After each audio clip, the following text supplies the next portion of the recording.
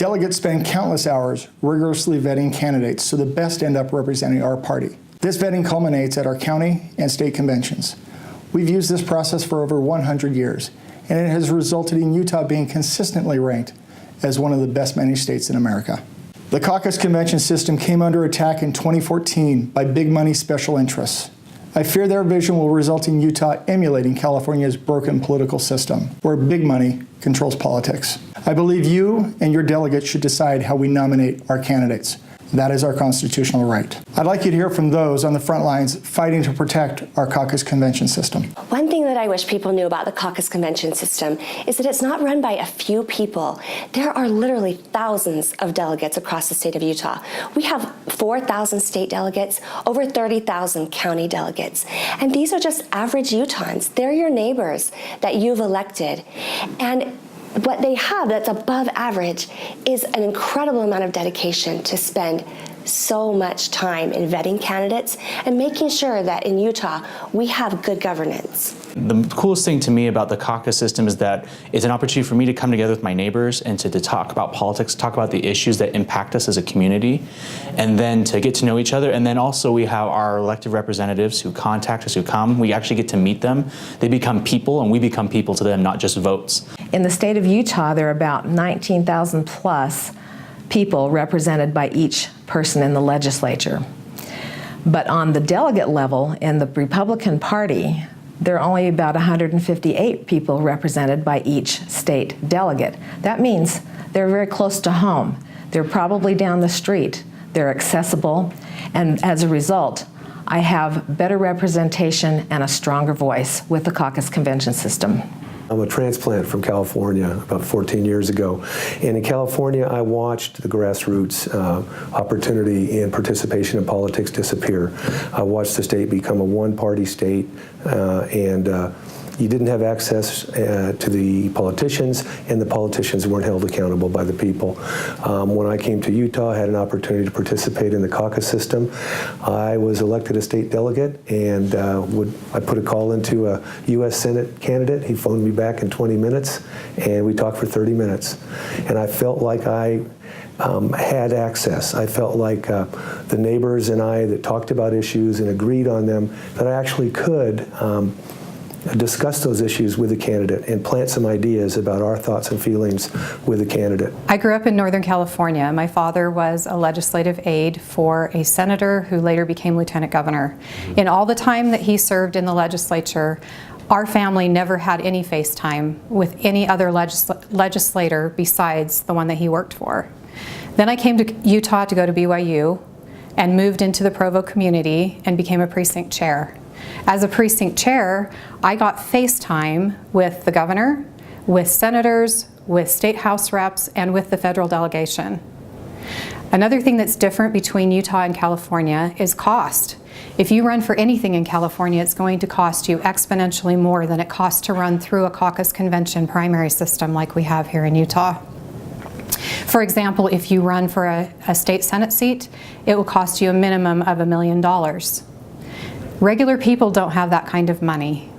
So the things that I like about the caucus system are access, accountability, and affordability.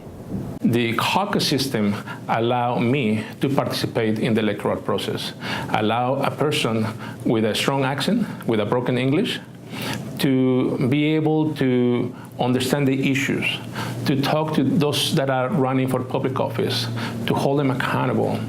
And because that provided that path for me, I think it is important for all of us to protect that caucus system, that vehicle, so that any immigrant or any minority that wants to be involved can do it. Anybody in Utah who wants to run for public office would be really smart to have an R next to their name. But that doesn't mean that they're going to be the best person to represent the Republican Party. So for me, the caucus system allows the party to determine which candidate best represents the values and the beliefs of our platform. I think the caucus system is great at holding elected officials accountable because they know they have to go back and meet with those county and state delegates They don't just get to skip over them and forget that it ever happened. They have to go back and say, hey, I told you this when I was campaigning. When I came to your county, when I came to your conventions, I said, this is how I feel on this issue.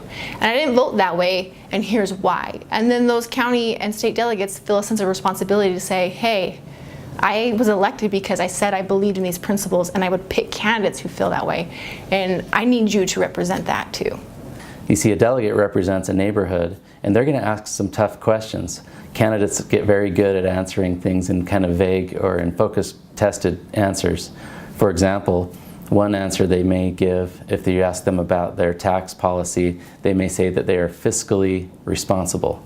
Fiscally responsible can mean many things. It can mean that you're going to lower taxes. It could also mean you're going to raise taxes in order to balance the budget. And so it doesn't really give the voter a clear understanding of what the candidate's going to do. And you can get away with it in a primary. You can get away with it in a mass mailer or a video. However, a delegate is going to ask the next question. Would you favor tax increases? Would you favor cutting the budget? How would you deal with being fiscally responsible? It's those kinds of issues that makes the caucus system such an advantage to our state. So my first experience with the caucus was just as a citizen in my neighborhood.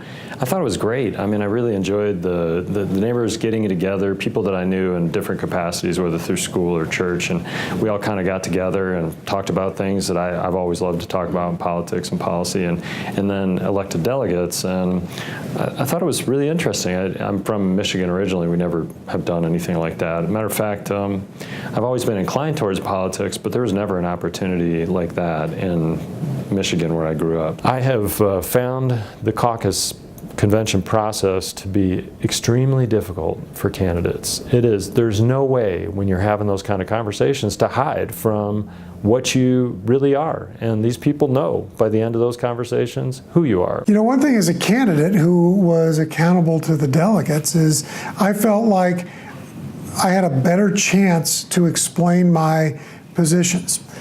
Not every delegate agreed with the things that I was running on, but many did.